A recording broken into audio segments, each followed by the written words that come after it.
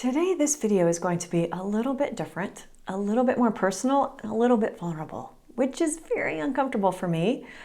But it's something I really wanted to talk about because it's something I've experienced and I keep hearing it from my students. So I thought this is important and we need to talk about it, whether it's vulnerable or not. So here we go.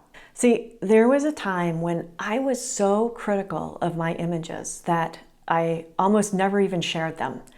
Every time I would take photos, whether it was on a trip or locally, I would look through them, do that initial pass through and think they're all terrible, they all suck. And so one of the problems was I constantly compared myself to everyone else. And I just thought I wasn't good. I wasn't good enough. So I didn't share, and sometimes I even put my camera away and think, what's the point? But I got to the point that I thought, you know what, screw it. I love photography. I love creating photos, and I'm going to create photos whether they're perfect or not. So if you're feeling like, yeah, I kind of do that same thing too, then keep listening and we're going to talk a little bit more about that. So in case you're new here and don't know who this person is, getting all personal, I'm Diane and this is the PhotoFluent channel.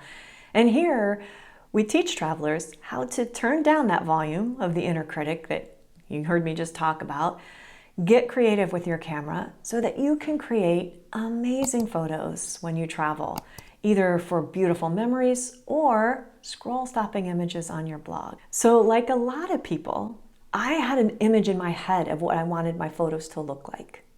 So not only was I comparing myself to other photographers who I thought they're all so much better than me, I'm imagining the photo that I wanted to create and didn't. So I was critical of myself. I'm really mean to myself sometimes, brutal. And I was comparing myself to other people, including professional National Geographic photographers. So I played small. I held myself back. I didn't always even create photos, and when I did, I absolutely did not share them. And I started getting feedback from people when I did share them. Hey, your photos are good. And I'd always think, oh, they're just being nice, because I didn't believe it myself. And then my husband Neil and I moved to France for a year and we started a blog. Well, a blog has pictures. And our blog was called Breath of French Air, and it was about our life in France and the trips that we would take, the travel that we did while we lived there. And so we would go on a trip and we'd come up with the topic of our blog post, and I would take photos for that blog post. And it took me so long to figure out which ones to use because I hated them all. And I would want to go back and reshoot, but sometimes you can't. You don't have that luxury of going back every location. So you have to use what you have. And what I started to realize is my readers were saying your photos are good. They're not telling me your photos suck. That was in my head. And then I would spend hours editing, trying to get them perfect. But here's the thing. When I did finally pick out the photos, edit them for hours, and post them, what kind of feedback do you think I got from my readers? Do you think they were criticizing my photos? Do you think they were giving me negative feedback? Of course not. Because they're not looking at each photo and judging it like I was. They're looking at the whole blog post and they're enjoying the story. They would say things like, I feel like I'm there with you. So what I finally figured out, and the whole reason I'm sharing this with you is because the most important thing about photos is not creating a perfect photo, not judging yourself, comparing yourself.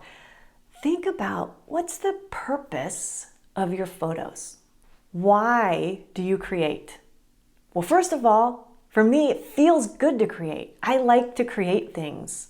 I love to tell the story with photos, whether that's my neighborhood, so I can have a story of my current life, my current environment, or it's a great trip and the experiences I take when I'm there. The purpose of my photos, I've discovered, is to tell my story, to create beautiful memories, and to inspire others. Well, here's the thing. I'm not inspiring anybody if I don't share my photos. So when you think about your purpose, memories, inspiring others, sharing your story on your blog, do your photos have to be perfect to meet that purpose? Of course they don't. Your photos are your tool to fulfill your purpose.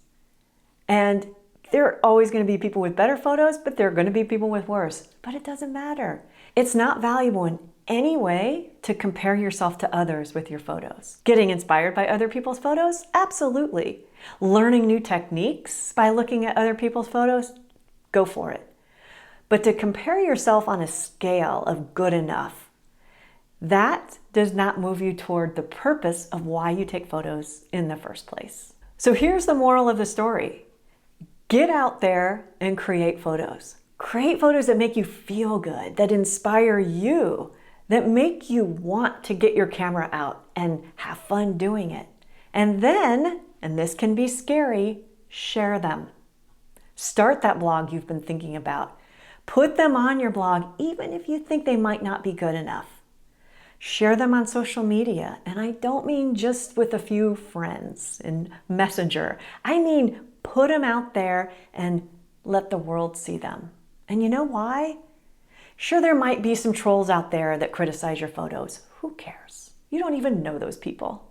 But there are even more people who might be inspired by your work, who might be motivated to either get out their camera and create, or buy a camera, or go on a trip to the place that you talked about in your photo in your blog. And so you have the potential to inspire and to motivate others by staying small, by not sharing like I used to do. You're denying that inspiration to people. And you know what? That's just not fair. Now, are you afraid of being judged, or are you your own worst critic? Let me know in the comments. And if this video inspired you to get out your camera and create and try more, I have another video that you might like. 3 tips on how to love your photos. Because it's not just about creating them, it's learning how to love your own photos. And that will help you put yourself out there. So get out your camera, start creating, and share them. And I'll see you in the next video.